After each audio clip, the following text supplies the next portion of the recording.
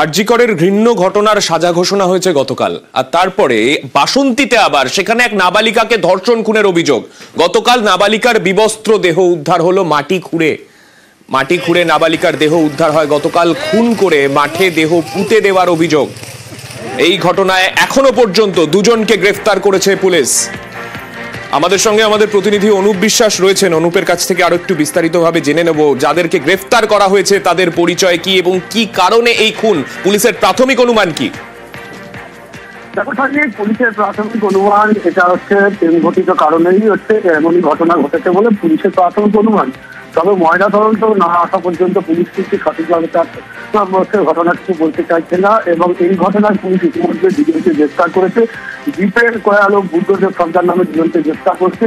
এই দুই যুবক হচ্ছে প্রতিবেশী যুবক, তাদের সঙ্গে দীর্ঘদিন কিছু সম্পর্ক বা বন্ধুত্ব ছিল বলে এমনই কিন্তু জানা যাচ্ছে। এবং তাদের বাড়িতে যাতায়াত করতে বলে তার পরিবারও সেটা জানিয়েছে। তবে এই ঘটনা এলাকায় যথেষ্ট চাঞ্চল্য ছড়িয়েছে। তবে গতকাল পুলিশ যে মাঠটি থেকে, যে ধান জমির মাঠটি যে মাটি থেকে যেহেতু উদ্ধার করেছে, তারপরে এলাকায় চাঞ্চল্য ছড়া। পুলিশ যেহেতু নিয়ে যায় এবং পরিবার একটা অভিযোগ করছে তার এই নাবালিকা ছাত্রীকে ধর্ষণ করে খুন করা হয়েছে। তবে ময়নাতদন্ত রিপোর্ট না আসা পর্যন্ত সঠিক কি কারণে কার মৃত্যু হয়েছে তা তদন্ত করছে পুলিশ। তবে এই যে দুই অভিযুক্ত যাদের আলিপুর আদালতে পাঠিয়েছে তারা সূত্রমাত্র জানা যায় তারা যে অভিযোগ স্বীকার করেছে যে তারা এই ঘটনা ঘটিয়েছে।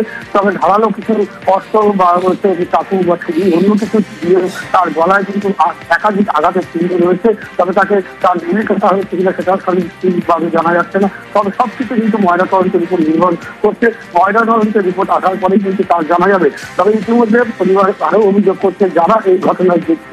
পুলিশ তিনজনকে গতকাল রাতে আটক করলেও দুজনকে গ্রেফতার করেছে। তাদের কঠিন থেকে কঠিনতম শাস্তি দেওয়া হোক এমন কিন্তু দাবি করছে পরিবার। তবে এই ঘটনায় এলাকায় পুলিশকে বসানো হয়েছে, এলাকার একদম থমথমে। তবে ইতিমধ্যে শোকের ছায়া নেমে পড়েছে পরিবারের মধ্যে। ধন্যবাদ অনুপ। সন্ধ্যাবেলা বুদ্ধদেব ডেকে নিয়ে গেছে, বেরিয়ে ওই যে গেল আর মেয়ে ফিরেনি। তারপর ওই সঙ্গে সঙ্গে খোঁজা হচ্ছে মেয়ে। সেই ছেলে আমাদের সঙ্গে ঘুরতেছে, বুঝতে পারছি না যে এই কাজ করেছে। অত করে জিজ্ঞাসা করছি তোর সঙ্গে যে কথাটা বললো তুই কোথায় জানি না? বলে না আমি জানি না। তা সারা রাত খুঁজে যখন পাওয়া গেল না আর কি করবো, তারপরে পুলিশকে জানালাম, কেস করলাম। আমরা চাইছি যে কঠোর শাস্তি হোক, আমাদের যেমন মেয়ে মারা গেছে তেমনই যেন লাশ আসে। যাদেরকে গ্রেফতার করা হলো তাদের পরিবারের তরফে এই ঘটনা সম্পর্কে কি বলা হচ্ছে শোনাবো।